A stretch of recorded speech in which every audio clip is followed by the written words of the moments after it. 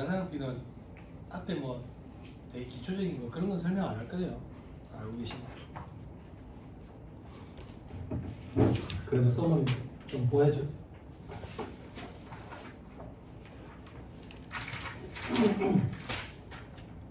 자, 8절 감가상각비 개요일이 됐죠. 그죠?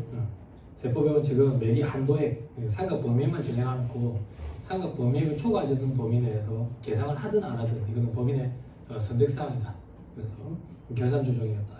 밑에 특례 강제신고 조정으로 업무용소득자 감가상각비는 5년 정액법 강제상각이었죠. 그리고 세액감면 법인세와 관련돼 가지고 감면을 받는 적용받는 경우에 감가상각비 계상 안 하면 감가상각 의제 규정을 적용받죠. 그래서 강제로 송금산이 마이너스 유무를 해야 되죠. 그리고 동그라미 3번은 2차형이다 이렇게 생각하면 되고요. 밑에 임의 신고 조정.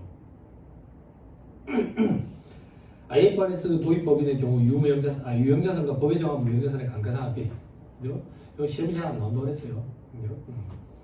그리고 동그라미 2, 3번 이런 거는 실무적으로 굉장히 중요해요. 조건부 규정인데 1차 시험에 등장 안 해요. 자, 밑에 감가상각 대상자산도 있죠. 동그라미 1번에 유형자산, 동식물 포함한 걸 위에 화살표에 건설회사 미분양 아파트 이런 재고자산들은 감가상각 대상자산이 아니다. 밑에 동그라미 2번에 무형자산, 개발비 특허권, 영업권 뭐 이렇게 돼 있죠. 신설이라 가지고 그 밖에 법령으로 읽거든 무형자산과 유사한 무형자산, 이하 정리의 편의상 유사한 무형자산이다 한다 돼 있는데 신경 쓸 필요 없어요.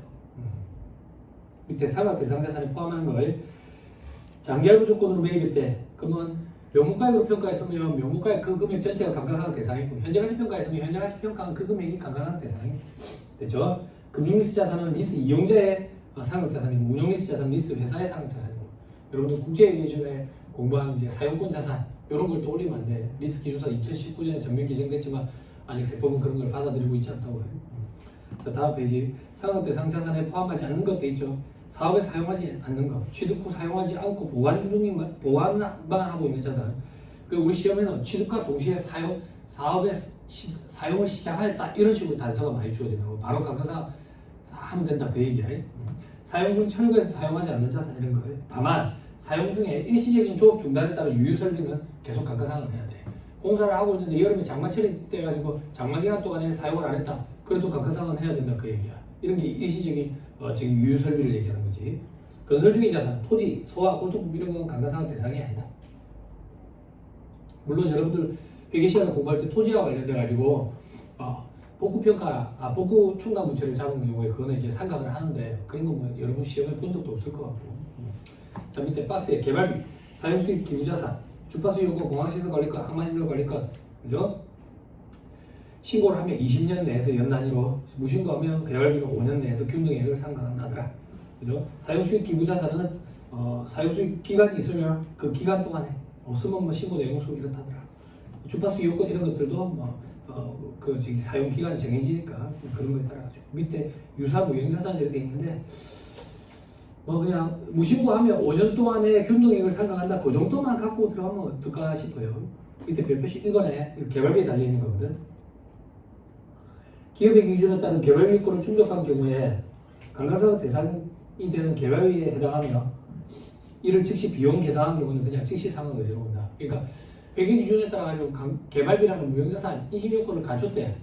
근데 세법에서 이거를 송금으로 전액 처리할 거냐 아니 부인시킨다 그 얘기야. 손실 또는 비용을 잡으면 물론 그런 건 있지. 개발 단계인지 연구 단계인지 구분이 모호한 경우에는 전부 다 연구 단계에서 발생한 지출로 봐가지고 연구비 처리하는 거지.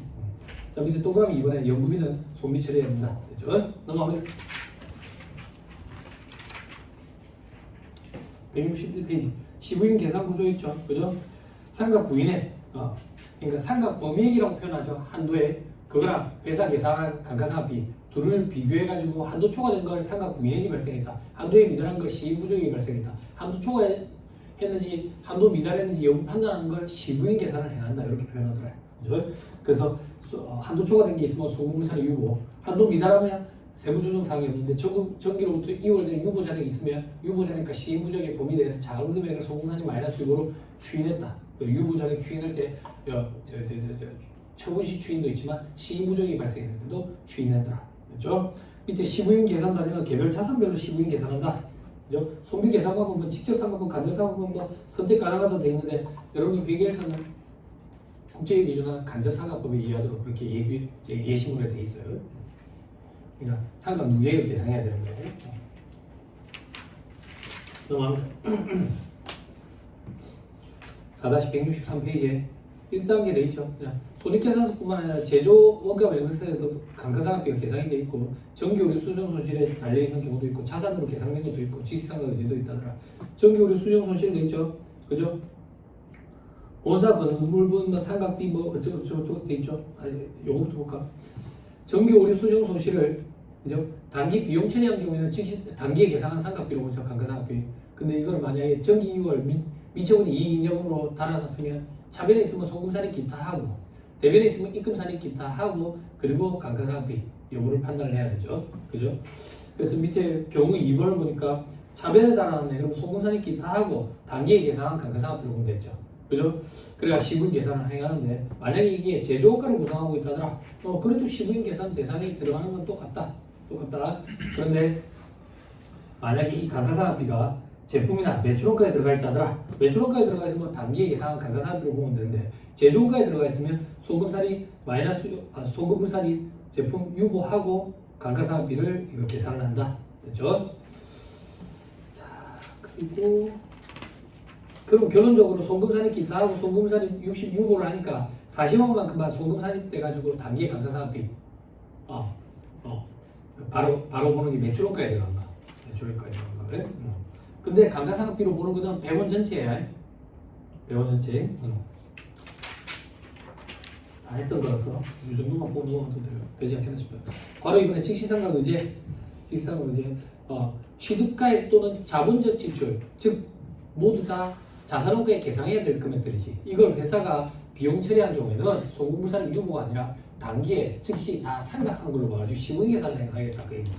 그때 자본적 지출 밑에 동그라미 1번부터 5번까지 있고 오른쪽에는 수익적 지출 관련된 것들. 그렇죠? 제일 밑에 점에 진부와 물리적 손상 등에 따라 시장 가치가 급격히 하락해서 기업의 기준에 따라 손상 차손을 계산한 경우에도 저에 딱 즉시상각 의제로 본다. 즉시상각 의제. 됐죠? 다음 페이지. 특례 있죠? 특례. 대기 단계부터 봅시다. 다음 중 어느 하나에 해당하는 경우에는 장부금액이 차등 금액을 뺀 금액, 즉 비만 금액으로 남겨준다 그 얘기를 송금에 산입할 수 있다. 시설의 개차나 기술의 낙후로 인해서 생산성의 일부를 폐기를 했대. 돈 받고 팔아치운 게 아니야. 폐기하고 짱박아 놨다는 얘기야. 돈 받고 팔아치운 게 아니야. 처분이 아니라고. 처분이 아닌데도 불구하고 폐기만 해도 폐기 손실 계산하고 송금으로 인정해 주겠다라는 특례 규정이라고. 다만 1,000원은 비만 금액으로 남겨놨다가 나중에 팔아치웠을 때 1,000원은 유보자료에 취인되지. 들어보세요. 소득세법은 어때요? 폐기했을 때 폐기 손실 계산하면 인정이 돼요, 안 돼요? 안 되죠. 그죠? 폐기하고 처분하면 어떻게 돼요? 처분 손실 인정이 되죠. 그때는 복식부기 우자인지 간편자부 대상자인지 이런 거 안 따진다고. 그 이전부터 있던 규정이야. 이게 특례 규정이라고 해요. 특례 규정. 소득세법이랑 잘 구분해야 돼요. 그죠? 자, 그리고 동그라미 이번에 사업의 폐지나 사업장 이전으로 임대차 계약에 따라 임차한 사업장이 원상회복을 위해서 시설물 철거하는 경우 임차한 건물 나중에 이제 망하고 나갈 때 원상복구 해주잖아. 인테리어 비용. 그죠? 인테리어 그 원상복구 해줄 때 든 비용 요거 소금으로 인정된다고. 소득세법은 어때요? 소득세법은 똑같이 필요경비에 산입돼요. 됐죠? 자, 위로 올라가자. 취득 단계. 자, 다음 자산은 사업에 사용한 날에 속하는 사문주 손비로 계상하면 송금에 산입한다. 즉 자산원가에다가 계상해가지고 시분 계산을 행할 것 같지만 그런 거 없고 전액 다 송금 인정해주겠다. 취득가액이 거래단위별로 100만 원 이하인 자산, 소액자산. 그지? 그러면 손실 또는 비용을 잡으면 전액 다 송금 인정해주겠다. 시분 계산 이런 거 안 하겠다. 됐죠? 근데 다만 고유 업무의 성질상 대량으로 보유하는 것은 시분 계산을 해야 된다. 즉 자산으로 달아야 된다. 그 얘기야. 그리고 사업의 개시나 확장을 위해서 취득한 자산도 자산으로 잡아가지고 시분 계산을 해야 된다. 위에 올라가서 괄호 안에 장식이나 환경 미화 등의 목적의 미술품 1,000만 원 이하는 전액 다 송금 인정이 되죠. 그죠? 다만 요건이 있었죠. 그죠? 복도나 뭐 이런 복도 등 상시 비치해가지고 누구나 볼 수 있는 장소에 해야 되죠. 사장실 지 안에만 해놨다 방 안에만 그런 건 안 된다고 했었어요. 됐죠? 자, 그리고 밑에 전화기, 핸드폰, 컴퓨터, 주변기기, 어구, 오선 연구, 영화필름, 공부, 기구, 가구, 비품, 시계, 간판 이런 것들은 금액이 얼마든 상관없이 소재 또는 비용을 계산하면 전액 다 송금 인정돼요. 됐죠? 금형은 금형은 자산으로 잡아야 돼요. 자 밑에 그게 법이 개정이 됐거든. 예전에는 금형도 기구에 공기구에 포함돼가지고 같이 즉시상각 전액 다 비용 처리하고 송금을 인정되는 특례를 적용하는 자산이었는데 이제 금형은 제외됐어. 금형은 자산으로 잡아야 되거든. 실무적으로 이제 언니는 아실 거예요. 5년으로 잡아요. 5년. 그 밑에 보유단계. 개별 자산별로 수선비 지출액이 다음 둘 중 큰 금액 미만인 경우에는 전액 다 손비 처리하면 송금이 인정해 준다고. 600만 원 혹은 전기발 재무상태표상 장부가액의 5% 둘 중에 큰 거 미만인 경우. 그러면 요거에 제외되는 거 우리는 어떻게 공부했지? 밑에 별표시에 구체적인 처리 방법이 됐지. 자본적 지출과 수익적 지출액을 더하는 거지. 더해가지고 중요성 요건을 검토했다고. 그때 얼마 이상이 되면 중요한 건데 600만 원 혹은 전기말 재무상태표상 장부가액의 5%둘 중에 큰 거 이상 그런 건 중요하다고. 미만이면 중요하지 않아. 미만이면 중요하지 않기 때문에 둘 다 비용 처리하면 송금 인정된다고. 그럼 이상이면 중요하면 어떻게 한대? 원칙대로 한다고. 원칙대로 한다는 얘기는 뭔데? 자본적 지출은 자산원가에 달고 수익적 지출은 비용 처리해. 근데 시험에 꼭 둘 다 비용 처리했다 이래 나온다고. 그러면 자본적 지출은 비용 처리하면 안 되니까 송금을 산 이유 뭐냐? 아니 즉시상각 의제로 본다 그 얘기지. 그렇죠? 그게 시험에 등장하는 거지. 위로 올라가서 보유단계 두 번째 점. 3년 미만의 기간마다 주기적인 수선을 위해서 지출하는 거. 이것도 전액 다 송비 처리하면 송금을 인정이 된다고. 자, 2단계 상각 범위기 기산은 있죠. 그죠? 취득가액, 매입원가액, 제작원가에 대한 부대비용 가하고 자본적 지출액 더한 것들 있죠. 그죠?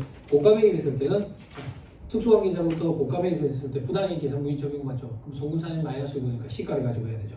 특수관계 없는 자로부터 고가매입 했을 때는 정상가액으로 감액시키죠. 송금산이 마이너스 요구해가지고. 그럼 정상가액이 취득가액, 즉 감가상각 대상 금액이 되죠. 자, 밑에 저가매입 했을 때는 매입한 그 금액. 장기할부 조건으로 했을 때는 현재까지 평가했으면 평가한 그 금액, 평가 안 했으면 명목가액. 평가 증액했을 때는 인정이 안 돼. 근데 보호법 기타 법률에 따른 평가 증을 했으면 인정이 되니까 그 금액. 됐죠? 됐죠? 자, 다음 페이지 내용요소도 있죠. 내용요소 법인세법의 내용요소는 그죠? 내용요소를 알아야 상각률을 결정할 수 있죠. 그죠? 그 이상의 의미는 없다. 즉 회계처럼 그 내용요소에 걸쳐가지고 상각을 해야 된다. 그런 게 아니랬다. 100년이 걸려도 된다. 그죠? 기억나죠? 자, 시험 연구용 자산과 별표, 무형 자산, 별표 2, 별표 3 이런 거 암기하는 거 아니에요, 여러분. 이런 거 암기하는 거 아니에요, 그죠? 이런 거 암기하고 있는 사람들 보면 제가 많이 안타깝죠. 시험장에도 못 들어가게 하고 싶어요. 그냥 적으라고. 아닌 것 같다고 이 길이. 근데 꼭 그런 사람들이 있어요. 자, 내용을 선택이 불가능하고 세법에 정한 내용을 적용하게 돼 있다. 예외적으로 개발비는 20년 이내에서 선택 가능한데 신고를 안 하면 5년 동안 월할 균등 상각하도록 돼 있죠. 매년 균등 상각. 매년 균등 상각이 월할 상각을 얘기하는 거예요. 자, 그리고 유사 무형자산이라고 앞에서 표현했던 것들 있죠. 그것도 뭐 5년 내에서 균등 상각한다더라. 자, 밑에 건축물 등 별표 5의 자산 이런 거 암기하는 거 아니에요. 기계 등, 그죠? 이건 원칙적으로 기준 내용 요소에 플러스 마이너스 25% 범위 내에서 각각 내용 요소 점수로 적용을 하죠. 그죠? 자, 오른쪽에 정리해 무시무시는 기준 내용 요소를 적용한다. 그럼 이번에 신고한 내용 요소는 그 이후에도 계속 적용을 해야 된다. 왔다 갔다 장난치면 안 된다. 됐죠? 다만 구분이 다른 자산치들. 그러니까 건물에 대해서 신고한 내용 요소가 있는데 기계 장치를 지으겠대요. 그것까지 똑같이 적용할 필요는 없지. 그리고 신업종 개시했을 때 신업종에서 사용하는 그 건물 이런 것들은 또 내용 요소를 새로 선택할 수 있다고. 밑에 신고 기한은 여 개시연도의 과표 신고 기한까지 언제냐? 12월 말 법인이면 3월 말까지를 얘기하는 거지. 됐죠? 자, 밑에 세부담 최소화 과정이 있으면 짧은 걸 해야 되겠죠? 그럼 다음 페이지 반가로 이번에 특례 내용 요소의 특례 및 변경도 있죠. 그죠? 요거는 요 멘트만 기억하면 된다했어요. 법적 요건을 충족하고 그 법적 요건이 뭔데 시간에 안 나와요. 암기할 필요 없다고. 나오면 다 같이 틀리는 거예요. 아무도 준비 안 하니까. 법적 요건을 충족하고 관할 지방구세청장, 관할 지방구세청장 이게 시험에 관할 세무서장의 승인이 이렇게 나왔다고. 이런 걸 어떻게 하겠어? 그지? 근데 맞추는 사람들이 꼭 있어요. 출신 교수님이 엄청 자존심 상하실 거예요. 만점 반지 문제인데 3번에서 맞출 수도 있어요. 공항 올해 몇 번 하기로 했냐 우리? 아직 안 배웠어. 소영 올해 몇 번 할까 우리? 몇 번 할까? 모르면 몇 번 할까? 2번 할까 올해는? 야, 시험 때 저는 4번 하고 싶은데 뭐든 상관없지. 뭐든 상관없지. 근데 꼭 그런 애들이 있거든. 학창 시간을 또 올려가지고 전체적으로 문제를 딱 풀어. 문제를 풀었는데 뭐야? 정답 중에 총 40문제잖아. 오지선다. 그럼 8개씩 정답이 이루어져야 되잖아. 5번이 7개밖에 없네. 4번이 9개네. 그럼 4번 중에 하나를 빼서 5번에 갖다 넣어야 되겠네. 우리 시험은 그렇지 않아요. 수능 볼 때 그럴 일이죠. 수능 볼 때. 수능 볼 때는 비중이 거의 유사하게 나오니까. 그래서 빼가지고 이렇게 집어넣고 이런 게 되지만 우리 시험은 그렇지 않아요. 그래서 한쪽 번호로 몰리는 애들이 좀 있어요. 몰리는 애들이 좀 있어요. 네, 그 한 번씩 잘못한 애들이 있어요. 2번으로 몰렸던 애도 있고 5번으로 몰렸던 애도 있고 좀 있어요. 그래서 그냥 농담삼아 그 얘기예요. 하나를 정해버리죠. 그럼 마음이 편하다니까. 왜 마음이 편한데? 문제를 딱 봤는데 모르겠어. 아 그때 강사가 우리 이런 거는 5번 하고 넘어가기로 했는데 그러면 넘어가야 돼요 진짜. 그래 안 하면 그 애는 망치는 거예요. 말 나온 김에 합시다. 모의고사 일정 아직 안 나왔지? 모의고사는요. 모의고사는 딱 한 가지 의미가 있어요. 어떤 의미가 있는데 우리 시험은 한 타임에 2과목씩 봐요. 2과목씩. 그래서 여러분들 법 과목 있죠? 행속법 할 거 아니에요. 혹은 상법. 그지? 그리고 회계를 같이 볼 거 아니에요. 그죠? 이 행속법 상법을 28분 만에 끊어야 돼요. 28분. 나머지 시간 그래야지 확보가 돼요. 요거를 28분 만에 끊을 수 있는지 연습하는 게 모의고사예요. 모의고사. 그래서 모의고사에서 점수가 잘 못 나왔다고 해서 속상해할 필요도 없어요. 잘 나왔다고 좋아할 필요도 없어요. 모의고사 점수 100점씩 맞고 시험장에 가서 꽈랑 맞으면 전 세계 최악이에요. 전 세계 최악. 시험에 점수 잘 못 나오는 거에 대해서 스트레스 받을 필요 없어요. 우리 봐봐. 회계, 상법, 그리고 재정학, 그리고 세법 이렇잖아. 1일 1비 할 필요가 없는 게 뭐하나. 너가 모의고사를 봐. A라는 학원에 모의고사를 본다고. 회계 꽈락이다. 회계 주요 과목인데 이게 꽈락 남았는데 준비해가지고 B라는 학원에 모의고사를 봐. 모의고사. 상법이 꽈락이다. 뭐야 내가 기어도 터졌나 보네. 단순 암기 과목인데 왜 이 선택법이 꽈락이 났을까? C라는 학원에서 재정학이 꽈락이다. 뭐지? C라는 학원은 재정학 강사가 좀 유명하다더만 문제가 좀 어렵게 나온다고 그래. D라는 학원은 상법이 꽈락이다. 전체 다 꽈락이 난다고. 그럼 네가 어디가 취약한 거야? 몰라. 알 수가 없다고. 그런데 학원들, 메이저 학원들 모의고사를 보고 이런 식으로 등장해요. 근데 그런 것도 한번 생각해 보세요. 이 학원의 메이저 강사가 회계다. 회계가 좀 어렵게 나오지 않을까? 그리고 수험생들이 시험에 떨어지고 나면 그 학원에 갔어야 되는데 이렇게 어려운 것도 가르쳐주는데 내가 너무 쉬운 것만 공부했나 보네. 아니 쉬운 것만 맞춰서 뭐 합격한 데 아무 지장 없어. 어려운 거 맞춘다고 합격하는 게 아니라니까. 안 그래? 근데 수험생들은 그렇게 판단을 못해. 그래서 이 학원을 몰리는 거죠. 이 학원을 몰리는 거죠. 각 학원마다 대표 강사가 있는 데가 이렇게 문제가 조금 어렵게 나오는 경향이 있는 것 같아요. 그럼 여기는요? 여기는 모의고사는 2번 보거든요. 2번 보는데 문제가 다 쉬워요. 문제가 다 쉬워. 그럼 수험생들은 문제가 쉽다고 또 불안해해요. 시험에 안 나오지 않을까 싶어가지고. 응? 다 그 정도 수준으로 나와요. 다 그 정도 수준. 그래서 모의고사 봤을 때 1일 1비 할 필요 없어요. 멘탈 잡기 힘들 거예요. 모의고사 보고 나면. 제가 딱 정해줬어요. 모의고사 보는 이유가 뭐라고? 그리고 선택법 28분 만에 끊는지 늦어도 30분 만에 끊어야 돼. 이 안에 못 풀면요 멈춰야 돼. 멈추고 회계로 넘어가야 돼. 됐어요? 근데 욕심이 생겨가지고 이게 30분을 넘어서 버렸다. 그러면 모의고사 한 번 더 봐야 돼. 그 트레이닝 차원에서 보는 거예요. 한 문제 더 맞추고 모의고사 보고 나서 그 해답 보고 오답 체크하고 이런 수험생들 잘 없더라고. 왜? 해답이 오류가 있거든. 해답을 막 급하게 만드니까 오류 같은 게 좀 생기고 그러거든. 아마 여기 학원 아이파에서 아마 2회 정도 있을 거예요. 그리고 우리 경영 아카데미도 있고 나무도 있고 뭐 승자들도 있고 뭐 여러 군데 있을 거예요. 여러 군데 있을 건데 그럼 세무사에 우리는 어떻게 보면 좋을까요? 여러분들은 우리 경영 아카데미 모의고사를 보시면 문제가 되게 익숙할 거예요.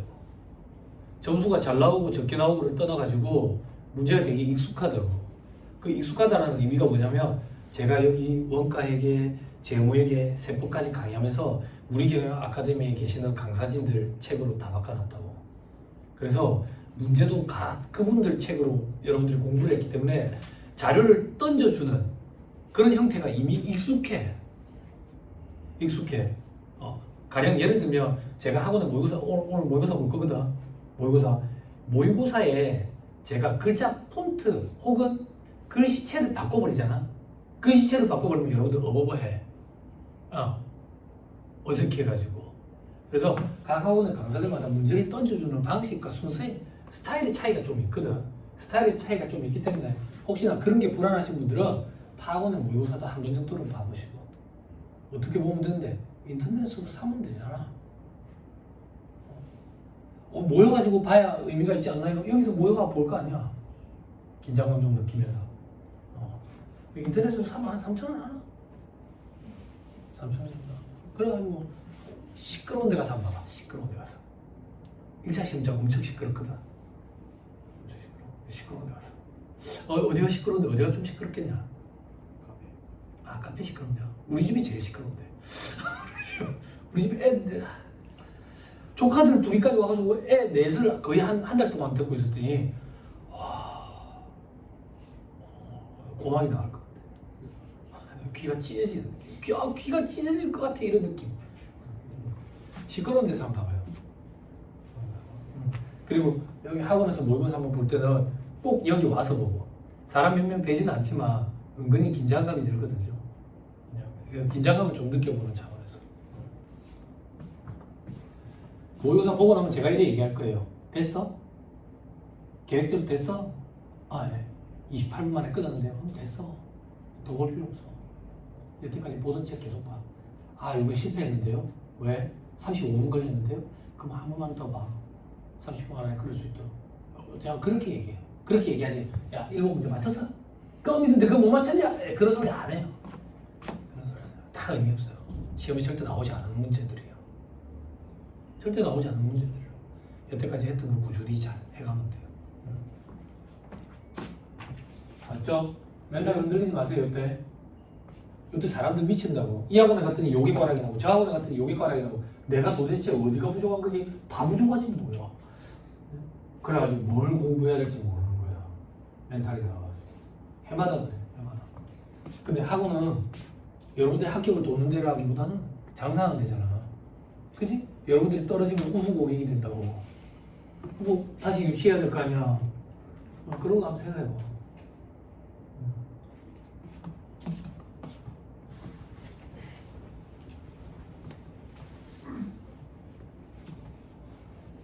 쓰레기랑 또 욕하게. 욕을 많이 먹어서 좋지. 신문 강의할 때 이제 현직에 있는 세무사분들이 욕을 많이 하니까 오래 살 것 같아서 참 좋고. 이 강의하니까 이제 여기 이 바닥에 있는 강사진들이 또 욕을 많이 하니까 오래 살 것 같아서 좋고. 이거 많이 서로 하는데 다들 반가워하는데 어디서 욕을 하는지 잘 안 들려.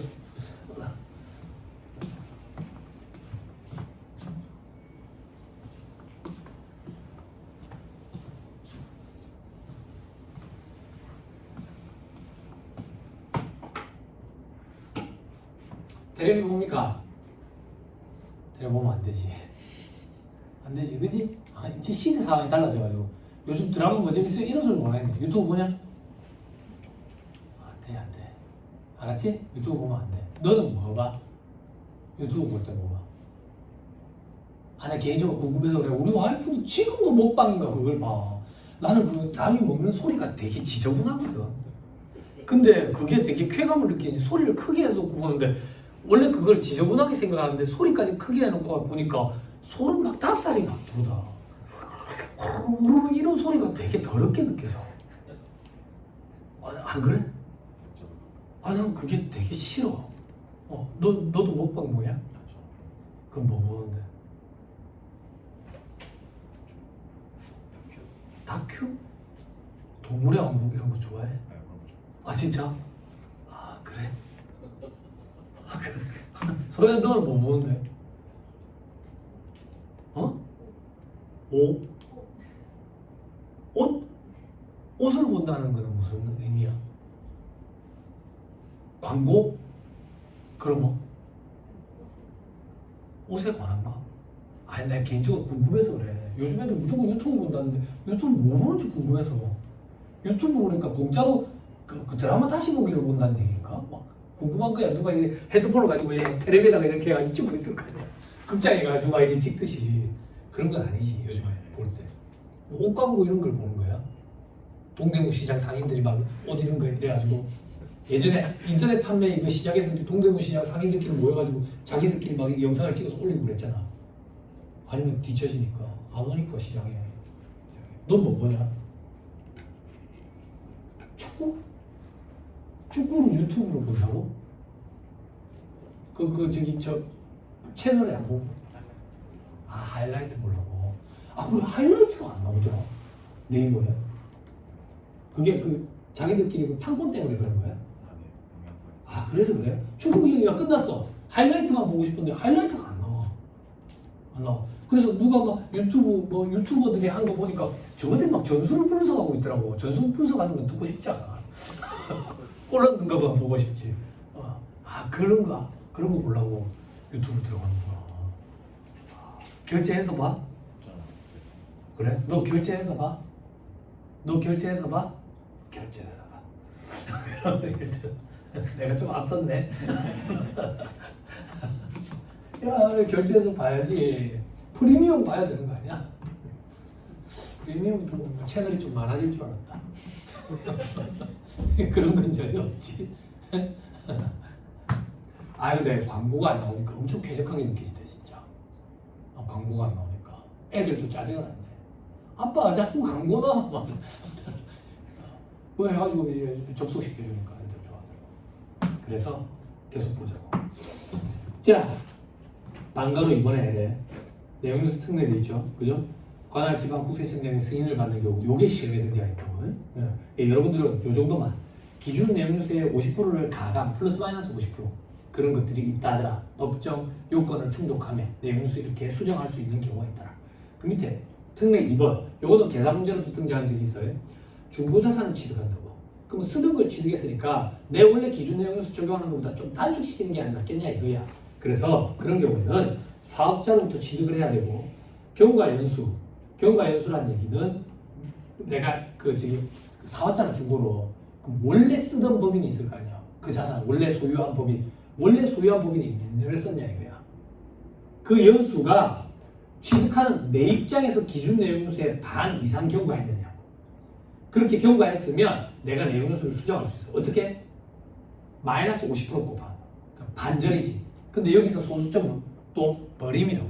버림. 그럼 5년인 경우에는 2년에서 5년 사이에 내용수를 점수로 적용할 수 있는 거지. 그럼 2년을 적용할 수 있으니까 빨리 떨어볼 수 있는 거잖아. 그치? 됐죠? 됐죠? 여기에 포인트는 이거야.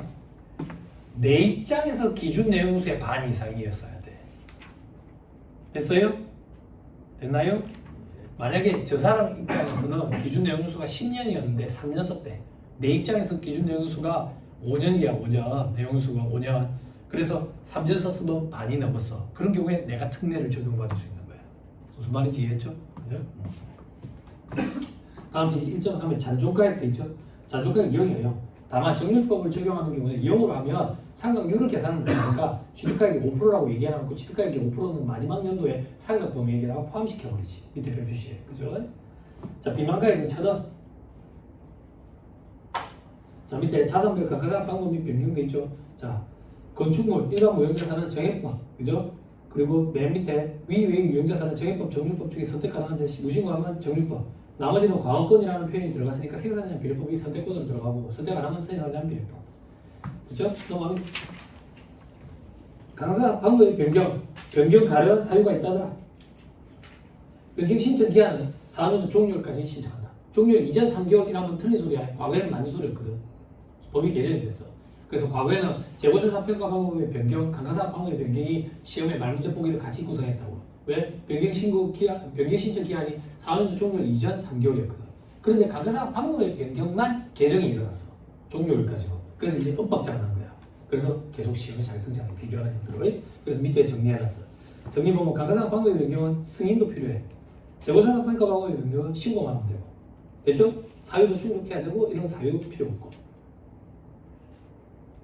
됐죠? 자, 다음 페이지 삼각 범위액이 계산돼 있죠? 그죠? 정액법과 정률법 돼 있죠? 그죠? 요거 말로 간단히 조질게요. 자, 취득가액에 자본적 지출 더해야 되죠? 그죠? 자본적 지출 더해야 되고 즉시상각 의제 정액법은 2개로 들어가야죠. 취득가액 베이스니까. 정률법은 장부가액 베이스니까 이미 장부가액과 관련된 유보잔액에 즉시상각 의제가 전년도까지 반영이 돼 있으니까 즉시상각 의제 당행연도 것만 들어가면 되지. 계산 문제 여러 번 풀어다 보면 이제 왜 당행연도 것만 들어가는지 이제 이해가 될 거예요. 나머지 뭐 필요 없죠? 다음 페이지 정리되어 있는데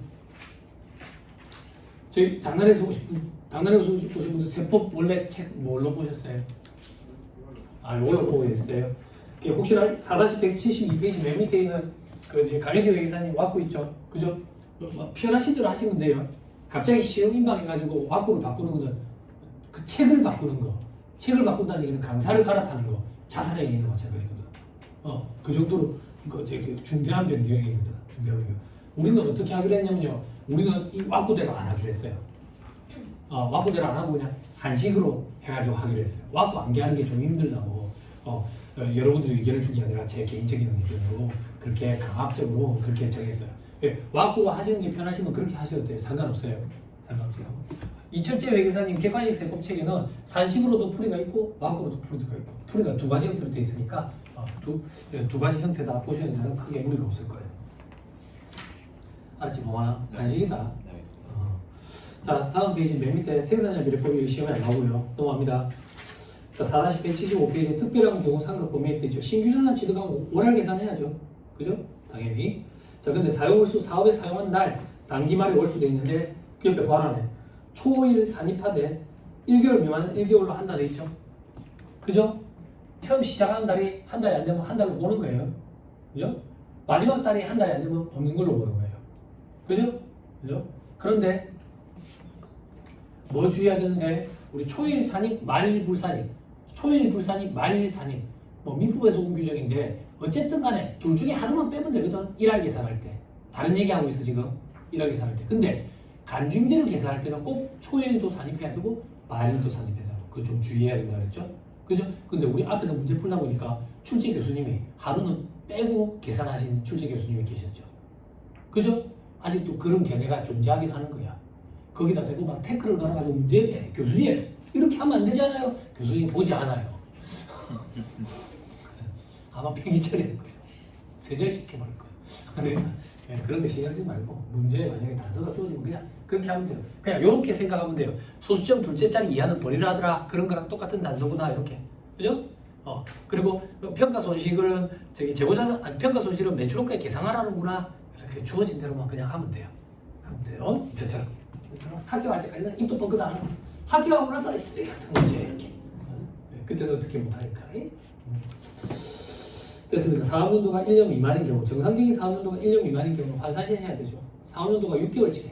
그러면 6분의 12 곱해야 되죠. 그죠? 근데 일시적으로 1년 미만이 됐을 때는 월할로 해야 되죠. 그죠? 일시적으로 1년 미만이 되는 게 있는데 신규 사업연도가 4월 1일부터네. 원래 사업연도가 1월 1일부터 12월 31일인데 사업 계절이 4월 1일이야. 그럼 첫 해는 12분의 9 해야 되잖아. 그런 거예요. 자, 밑에 삼각 방법을 변경을 했네. 이게 좀 어렵죠. 정률에서 생산량, 정액에서 생산량 이런 일은 없어요. 우리 시험에는 정률에서 정액, 정액에서 정률 이렇게 바뀌죠. 그죠? 어떻게 바뀌든 상관없이 무조건 그 시점에 세법상 장부가액, 세법상 장부가액이라는 얘기는 유보나 마이너스고 가감한 금액, 회계랑 그게 차이죠. 회계는 어떻게 삼각 방법이 변경이 되면 그 시점에 장부가액, 그죠? 그리고 잔여 내용연수로 삼각을 했어요. 세법은 원래의 내용연수로 삼각을 해요. 그죠? 왜? 세법은 단기에 합리적으로 계산된 감가상각비를 계산하는 게 목적이 아니랬어요. 단기에 합리적인 감가상각비 계산은 회계시간에 하는 거예요. 세법은 삼각 범위의 한도만 딱 정하는 거예요. 됐죠? 됐나요? 네.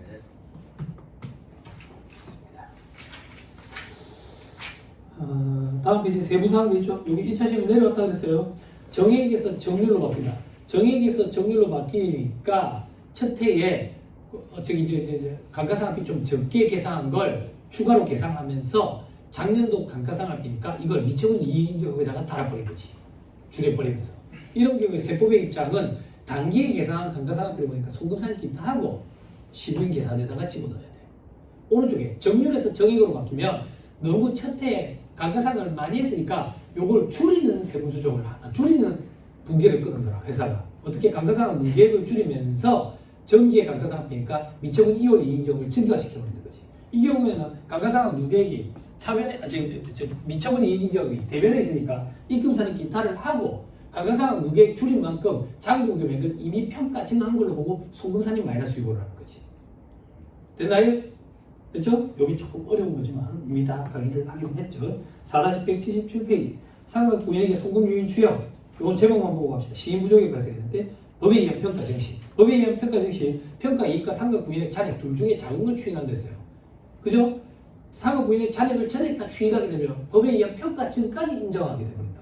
그래서 안 된다고 했어요. 그리고 양도하는 경우에 양도 비율만큼 방금 추인된다. 그렇죠? 자, 다음 페이지 감가상각 의제. 각 사무 소득에 대해서 법인세를 면제받거나 감면받은 경우에는 감가상각 의제 규정 중에서 송금에 산입해야 된다. 다만 실제로 법인세를 면제 감면 받았어야 돼. 대상이 된다고 해서 무조건 의제 규정을 적용받는 거 아니고 그의 감면을 받았어야 된다고. 그렇죠? 자, 밑에 세부사항에 감가상각 의제 규정 적용 대상 법인 예시되어 있는데 우리 시험에는 법인세를 감면 받아 왔다 이렇게 할 거예요, 그냥. 근데 한 해에 갑자기 기술 이전의 기술 대여 소득에 대한 법인세 감면을 적용받는 법이 이렇게 등장한 적이 있어가지고 수험생들이 좀 멘붕이 온 적이 있어요. 근데 앞으로는 이렇게 등장 안 할 것 같은데 아무튼 눈으로 보실 분들은 조금 보고 가셔도 되고요.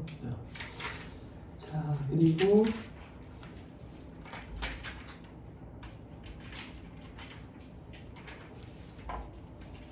자, IFRS 도입 기업에 대한 감가상각 신고 조정 특례돼 있죠. 그죠? 임의 신고 조정 사항이었다.